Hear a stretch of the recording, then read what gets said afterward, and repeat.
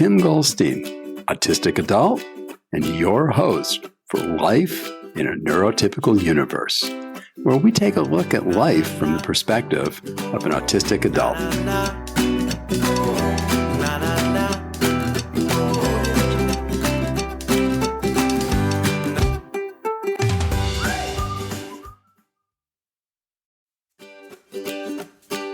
Today we have a very special episode of Life in the Neurotypical Universe.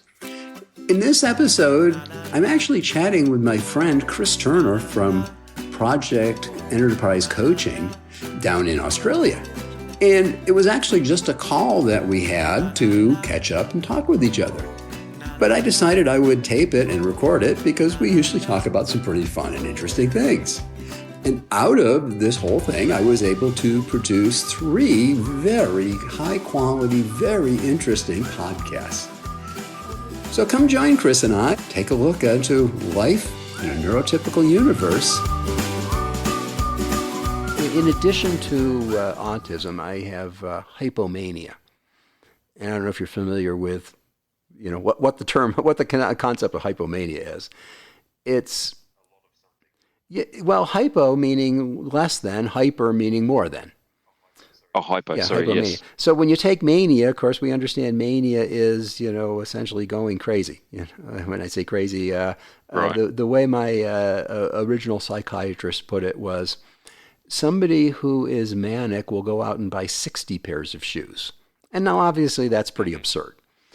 But somebody who's hypomanic will buy 6 pairs of shoes. Well, you can justify 6. Well, Tim does speak sometimes on stages, so he needs some dress stuff, and he does wear brown, and he does wear blue, so I guess he needs a couple colors, and 6 you can justify away. And that's really what hypomania is you're essentially manic, except not at a level that gets you put in jail or, cause enough social problems that, you get in a car crash or whatever. So the whole hypomania has been what always really was a driver. My psychiatrist always referred to it as it was the CEO disease, because most of his patients were CEOs that have hypomania. And it's what gives you the drive and ability to work 18-hour days and just think that's like walk in the park, to get by with 4 hours of sleep every night. And so I've just gotten very used to, it used to be I had 2 careers simultaneously. I worked in IT during the day, and at night I ran my manufacturing company.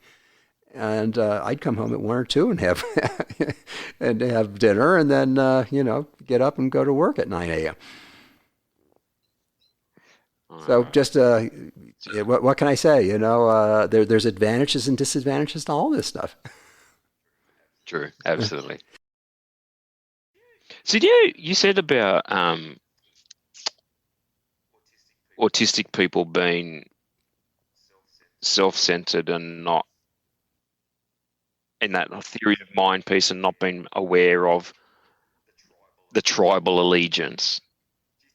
Do you think it's because I wonder if there's a difference between like truly being self-centered, like that in an egotistical way, versus having an elevated priority on self. And it's not because I think there's that distinction between I'm going to look after myself over and above everyone else, as opposed to it's not that I'm not putting aside everybody else. It's just that if I'm not looking after myself first, then I'm not the best. I'm not setting myself up for success with or without them. Do you know what I mean? Like do you think there is it's a me versus them thing, or is it just a me thing and the others aren't even in the equation? I think the second one is the right one, and the first one is a neurotypical analysis of watching the situation. And that's what often happens is the analysis is that person is self-centered, they're egotistical, they're, right. and but for me, this is the way it works for me, and I put it this way just because it's kind of a fun way to put it, is it's not that I want to upset you and don't care about your emotions, Chris. It's just that they don't even come to mind to think about when I'm talking to you. Right. Well, But it's that second one. It's not, it's not even part of my thought process to consider your emotions. My emotions don't get into my thought process except, through kind of backdoor ways. I don't realize it, that they are. Yes. And so it's kind of just an extension of that. If I can't even sense my own emotions and interpret them, how can I be concerned about yours? So I don't even worry about it because I can't read them. I can't follow them, so I don't even think about them. So that's really what it is. It's not that I'm trying to be egotistical or self-centered. It's simply a matter of, in my mind, the way my mind works and processes, emotions isn't a part of what I process very well. Now, I've talked to quite a number of women who are on the spectrum. We all know that women are underdiagnosed, and we're also finding out that they tend to express very, very differently than men do. And it's kind of interesting, as I've talked to more of them, there's a very common pattern amongst the way, the women express. And one of the things that they all tell me is they can sense the emotional change in a room. So when something changes, somebody does the wrong thing, whatever, and there's a shift, they can sense that. Yeah. But they can't sense the buildup to it, nor can they figure out what they should do about it afterwards. It seems that the women have, and maybe it's because of the way we socialize women. We socialize them to be groups and to care about each other. Us men, we went off on the playground, we beat each other up, and we went on with it. So who knows whether it's socialization, whether it's genetics, who knows why. But the answer they always tell me is, they can pick up and they can perceive a level of emotion, but they have no clue how to respond back with it. I think it goes all over the scale from, me who doesn't even pay any attention, doesn't even pick it up at all, to I think there are people who are autistic that do sense it, but they don't know how to deal with it and process it to act the way a neurotypical would act in the situation, even though they know there's some way they should be acting different. It's because it's something I hear a bit is that, it's those thoughts along the lines of not caring, only worry about yourself. It's those sorts of sentiments that I think they get expressed, and I suspect a lot of the time that's honestly not the case at all. And I think when you can put someone on a spot around it, there's a stuckness around being able to articulate why that's not truly the case. And then I think a lot of neurotypical people will look at it and go, well, your actions are inconsistent with your words, so I don't believe you. And it's kind of, but I don't know that it's that black and white either. So no, there's definitely a lot of gray and blurring in there, which is very difficult for autistic people who tend to be very black and white. Kind of like to say that, and I hate the term high functioning, but I'll use it in this instance. The difference between somebody who is considered not high functioning and high functioning is if you're not high functioning, you have on and off. That's it. You're really mad or you're not mad at all. When you get to be high functioning, you have three states. I'm really mad, I'm not mad at all, and I have no clue, but I'm somewhere in the middle. And you're trying to bump that up against, though, the neurotypical who has 10 gradations in their level of happy to angry. How do you match when I have two, or maybe, if I'm really good, I have three values? How do you map your 10 to my 3? And you say, let's take it to the simpler, the 2, the binary of, I only have 2 modes. It's on or it's off. Well, how do you map a range of 1 to 10 to somebody who has it's on or off? So if you say something is this is important, you need to take care of it, I say that's an emergency. It's on the, it's not on the everything's perfect side, so there's got to be it's a problem, it's an emergency side. When in reality, maybe it was only let's say that as you get number higher, they get worse. So maybe it was only a 6. Yeah, it's something concerning. It's something that has to be taken care of, but it's not a fire alarm. But to me, there's absolutely no difference between the fire alarm and the 6. Yeah. Yeah, there's not that. Yeah, there's no nuance to it. Exactly. And, another way I describe it is if you just kind of, hold your fingers up and make a circle in the air and, it's I don't know, about 18 inches or so, and say that all is where all human emotion fits in that circle. And if you're just sitting on the couch and chilled out and, having a good time, you're just kind of like dead set in the middle of it. I can notice when people get to about the 90% range of being at the outside of the circle, I can pick up on it. But Yeah. if I am so deficient I can't pick up on it till they're at 90%, what's my chance of recovering in that last 10% and getting the thing back on track? Yeah. Yeah. Well, About that's none. I mean, they're so far, it's right. They're hard, so right? far off at that point that they're, even somebody that was phenomenally good at it would be having a challenging time because they're already having an Yeah. emotional reaction to what they didn't expect as the feedback. Yes. And I guess that swings the other way around as well, as I guess is like if you're the neurotypical manager with an employee who's feeling stressed, well, sorry, who is under stress, who can't, who is maybe not as capable of either A, identifying that that's the case, and B, and or articulating it, you may only notice it when they hit the 90% threshold, because then that's when they really notice it, and it's when it really just starts to manifest. But at that point, it's kind of too late. Exactly. You now got to deal with the ramifications of it. That's exactly it, right? Um, If you could catch it at the 20 or 25% range, then you can, probably tamp it down, have a conversation, get it worked out. But yeah, so then I think it becomes really critical to understand what are the potential triggers and drivers for those behavioral, emotional swings, so you can start to, remediate them within the environment, the well, triggers, I think so there. you don't have to deal with the swing. Like you sort of hold the pendulum rather than letting it move. Well, I Um, think part of the problem is that translation problem, and I can give you examples from just my own IT side of the career.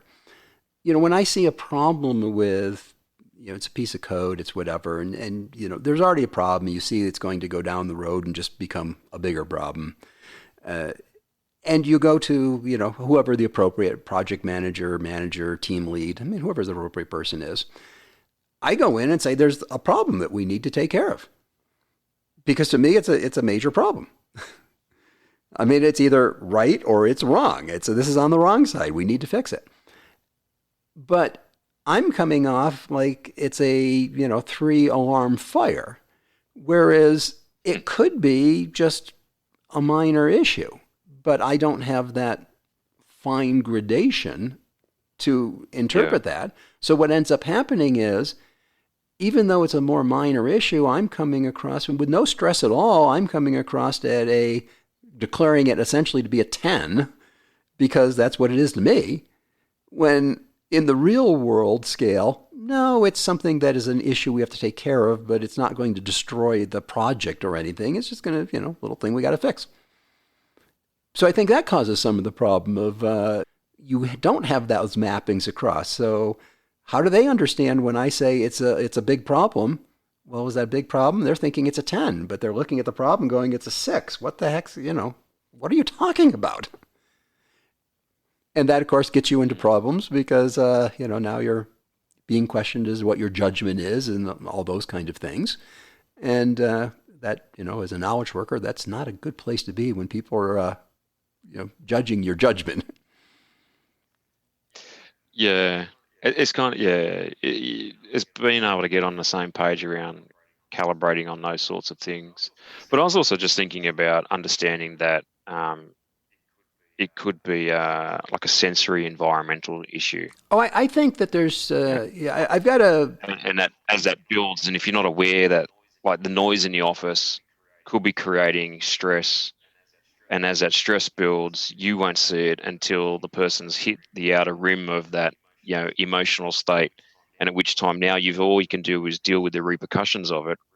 Whereas if you can understand that that may be a stressor is how can you alleviate that in the first instance. So internally within that person, they're swinging a lot less and they're not getting out to that outer edge. So it's not manifesting and affecting them materially. Oh, Do you know no, what I mean? I understand perfectly. And, what you're saying is not just with, people who are neurodiverse or autistic. It's true of all humans, right? It's all humans. Absolutely, right.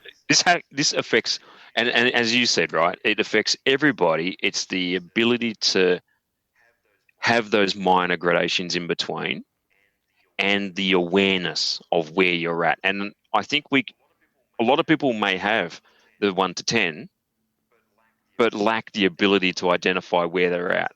So they might know when I'm a 1 to 3 and a 7 to 10.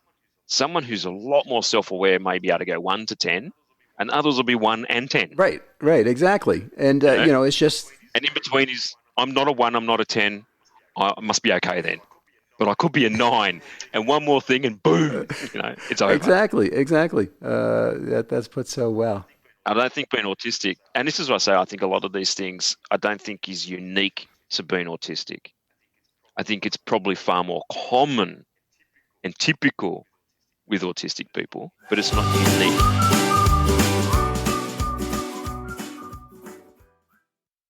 I like to tell neurotypicals that, while the things we do tend to bother you, guess what? The stuff you do bugs the crap out of us too.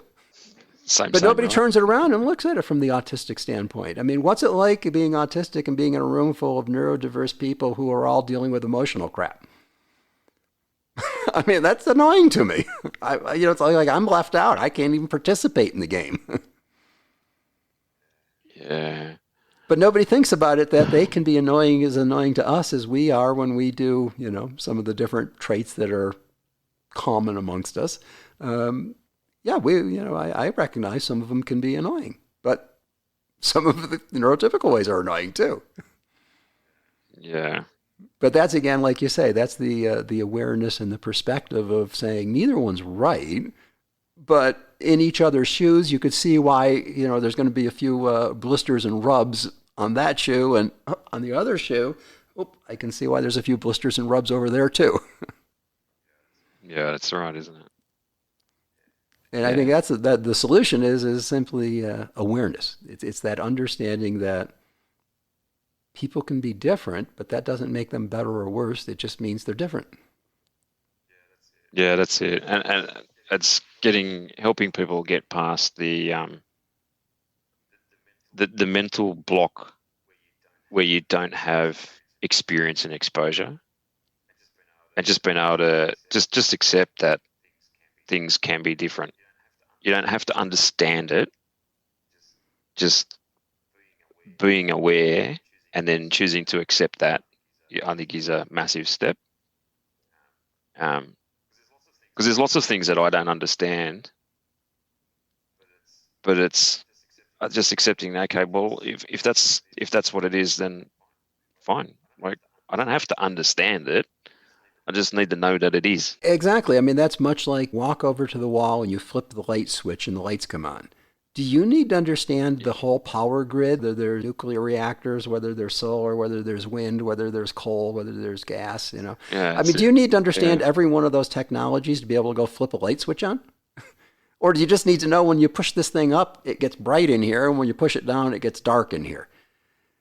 And I think that's the thing is people sometimes are trying too hard to understand the ununderstandable instead of just accepting, oh, that's just the way it is. Yeah, maybe that's right. Maybe people do. Well, and again, because the big issue I've seen is when a neurotypical is trying to understand somebody who's neurodiverse, they're explaining it to themselves in their own world. And unfortunately, it doesn't fit in their own world. It'd be much better just to say, they're different. Here's the ways that they're different. I don't understand why they're different. I don't understand why they do it that way, but I've got that understanding that when I flip this thing up, the lights turn on. I don't need to know much more about it. And so instead of sitting down going, well, if I did that, then this is what I would have been thinking, so they must be thinking the same thing because that's what I'd be thinking if I said something like that. What a friggin' jerk that person is. And it was all just, deduction into saying, well, if I said something that way, then this would be the state I'd be in. And, as we talked about voice, it varies, again, just as much, it's a human trait. But there's another area where, it can throw somebody off and then they go and think about, oh, if I used that tone of voice on somebody, this is what I'd be meaning.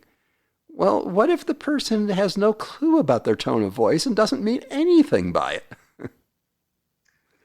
But they're probably far more mindful of the exact words they're using. Yes, and that gets you into all kinds of trouble because what I do, and most of the people in the Asperger kind of range that I know do, is we use the first dictionary definition that is most accurate to what we want to say with no consideration of any emotional nuances that may be associated with that word.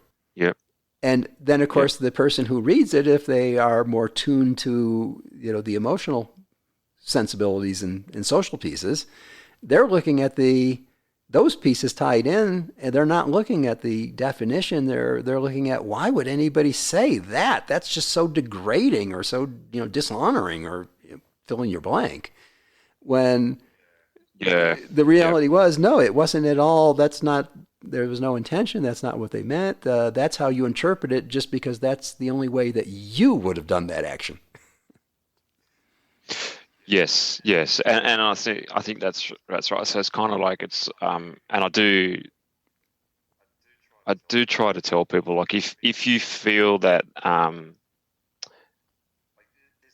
there's very, very rarely, if ever, deliberate malice or any sort of disingenuous intent. Like, if someone says something, you do have to pretty much, if it's spoken or written, you've got to park the tone and just go with the words, and it just as they actually stand. And what does it say? Not what do you think it says, and what are they saying to you? Not what do you think they're saying? Because there is no sort of double entendre type of, hidden meaning. I'm going to be very clever with how I say this thing. I'm going to say one thing, but really I mean another, and you understand what I'm saying. So I'm going to just tell you what I say. And the words that come out are the words in my head. Poof, there they are.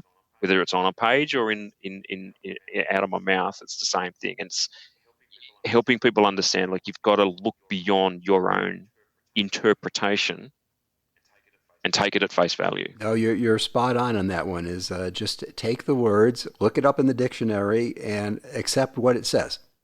Don't think more into it. I would say the one time that we do have a tendency to maybe be trying to use words in an interesting way is in our sense of humor, which gets us in trouble all the time. And in which case we actually mean the words literally the way we're saying them, and in our perspective and from a literal standpoint, it actually is pretty funny. But it can be very off-putting to somebody who doesn't recognize that we're being humorous in an extremely literal manner. Yeah. But I think that that thing around language and the meaning of words is something that you need to flip as well, and be mindful. I think when you're writing or communicating with someone, particularly autistic people, at least anyway, it can be. I think some people at least will take what you're saying, as you say, like in the definition of that word, even if that's not. You meant to say something else, or you're meaning something different. But if you said certain things and you say them in a certain way, you join words together, like the sentence that you've said could have a very different particular meaning for someone other than what you intended to say. Do you think that's reasonable? I think that's reasonable, and I think that also bumps into, as we were talking earlier about cultures. There's also cultural aspects about that, of something that maybe to one audience it would be fine, even if it is a little strange construction of the words and such. But to another audience, it would not be fine because in their culture, you really stepped over some norm in the way you expressed it. Because I'm thinking about talking in absolutes as an example. So in terms of, okay, Tim, you always do this thing. If I told you, you always leave your shoes outside the door, I don't know, when you should be putting them in the cupboard or something. I would tell you about 27 different times when I actually put them where they belong because, always, obviously, if I can give you exceptions to that case, it's not always. and yes, right. And then it's you get this issue with, well, the person who's saying it doesn't literally mean you always do it. It's what they're actually saying is you too often for my liking, you do this thing or you don't do this thing. And whereas the other person is getting stuck on, but no, I don't always do that. And maybe I also may be struggling then to try to remember the specific examples or times when I did do that because it's not something of meaningful importance to me. I don't record them. I don't remember them. But I certainly know I don't always do that. That's such an unreasonable thing to say. And I've got this internal dialogue going on now about the injustice of always. and you've got this communication breakdown. I don't know. I know one of the challenges I have, and I think this is, it works along the same lines, is once I have lost, I guess, respect for somebody, they've obviously proven that they have no clue what they're talking about. They've been a jerk in a true sense, whatever. They've proven that they're actually incompetent in what they actually do. You've worked with them a while and you've come to the conclusion that they just are not the best person you've ever worked with that does that kind of thing. Yeah. There's problems that come out of that area. I don't know. I'm trying to think how to explain it. Is it around you thinking about how you may give credit to any judgments or things that they do? Yes. Essentially, once you have given them the stamp of incompetence, you've given them the incompetence stamp based on whatever the input is. Essentially, you've lost respect for them. At that point, I personally have a hard time working or dealing with them. I mean, to me, it's like just dismiss them. They're useless. Now, that's not necessarily a great way to go into the work world by any means. On the other hand, that tends to be a lot of the reaction. And I think if you think about it, just back through the number of, different autistic people you've worked with, you've probably seen that happen. Once they lost respect for their manager or whatever, it just goes downhill immediately because they just essentially dismiss the person. Yeah, and I think, it can be a real trap. Yeah. I mean, at that point, you fall into the violating the tribe rules. It doesn't, I guess it falls into the military concept of it's not whether you respect the person or not, you respect the rank they have. Well, yeah, and that's that tribe rule that you talk about, because you've still got a functional relationship you need to manage. Right, and that's where we tend to fall down is we break the tribe rules, and then we don't do very well managing this functional relationship because it's not functional as far as we're concerned. What about take a person out of the equation and put a rule in its place?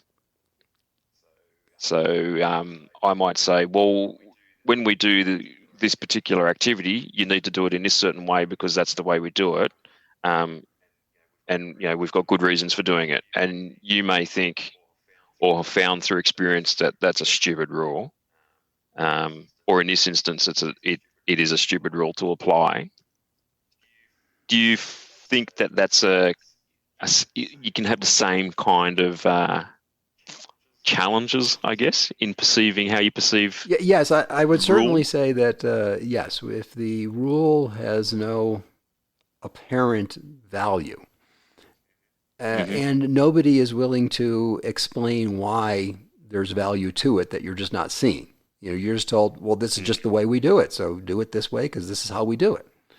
Well, that's not an explanation that allows us to say, oh, that makes sense. I now can see the line of reasoning behind that.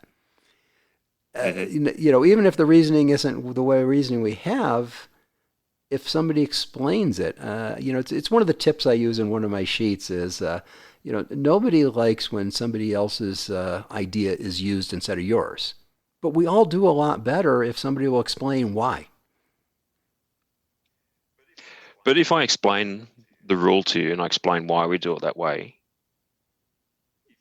if there's a disconnect in that rationale or logic, so you might not agree with that rule. You might think the rationale for doing a thing in a particular way doesn't make sense, is illogical, is inefficient, ineffective, whatever it might be.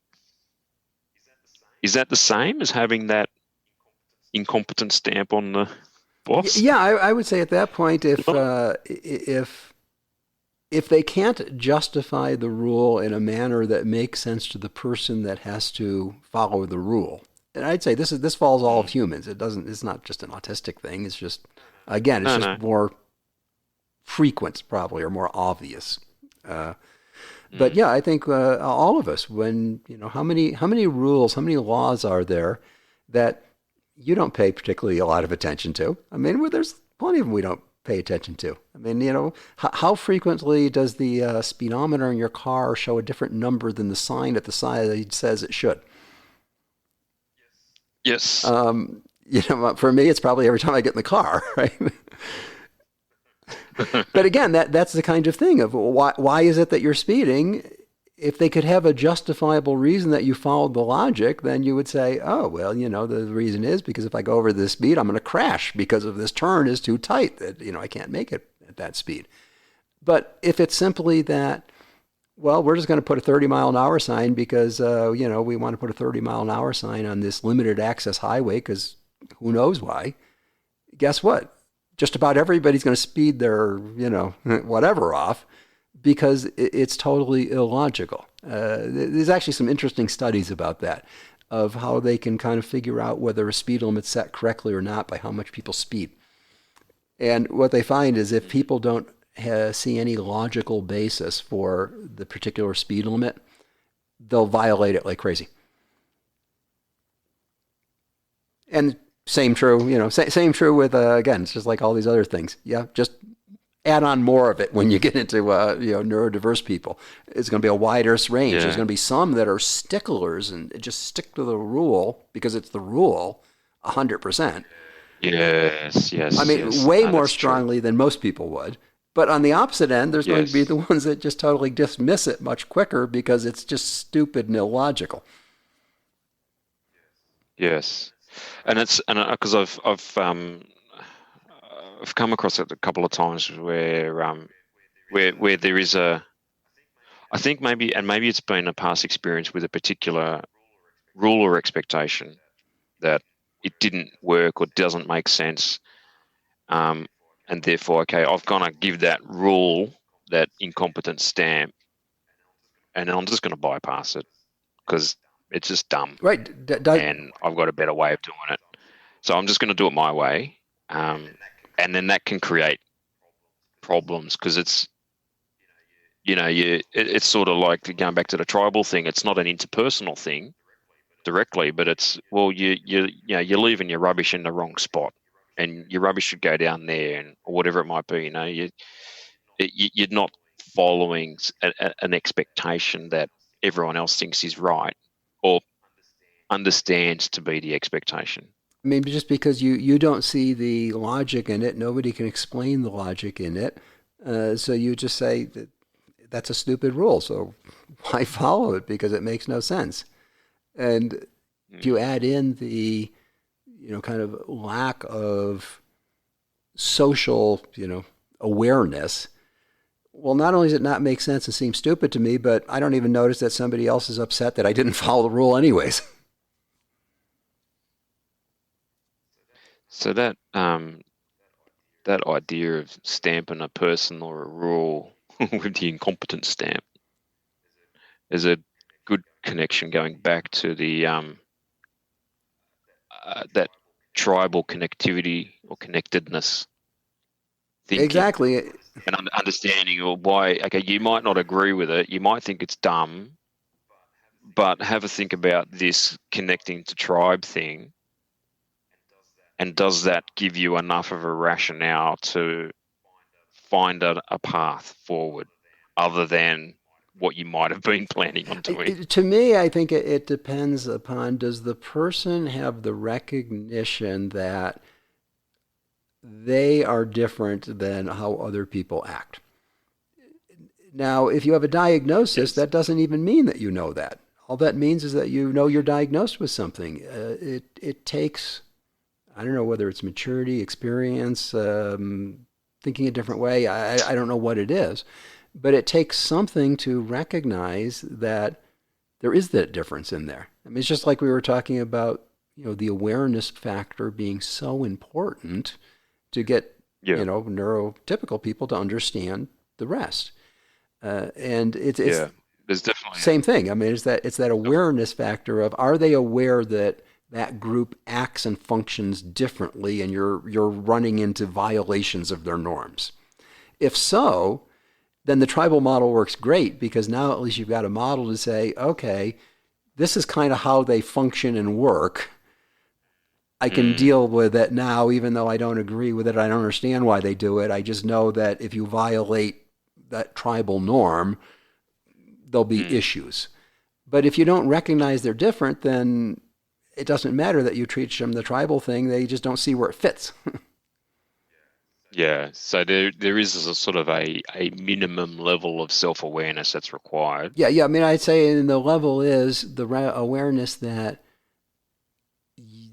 you think in a totally different, think and process in a totally different manner, and not even think and process, it's also perceive. You perceive, think, and process in a completely different manner than the other person, meaning you'll never understand exactly why they do what they do, because you don't perceive, think and process the same way. But as long as you've got a model of how they work, then you can work with the model and probably get the right result, because the model is going to make you do the right thing, even though you don't understand why it's the right thing. So that goes back to that. It's about, you don't need to understand the why. It's just understanding that there is that difference. Yeah, it's exactly. And that the difference is not... It goes both ways, doesn't it? Exactly. It does go both ways. And that's, again, part of the issue. Yes, there's definitely an issue that neurotypicals aren't aware of, what being neurodiverse and such is like. But just as much, people who are neurodiverse don't know what it's like being a neurotypical. I mean, I honestly don't know what it's like to, go around worrying about what everybody else thinks. Just not part of my world. What they think is their problem, what they think. This is what I think, and this is what I'm going to do. I can't imagine the stress that must put on somebody's life of always trying to figure out what else somebody's going to think about what you're going to do. Yeah, and it's a stress too many people really suffer from. Oh, definitely. We hope that you've enjoyed another episode of Life in a Neurotypical Universe.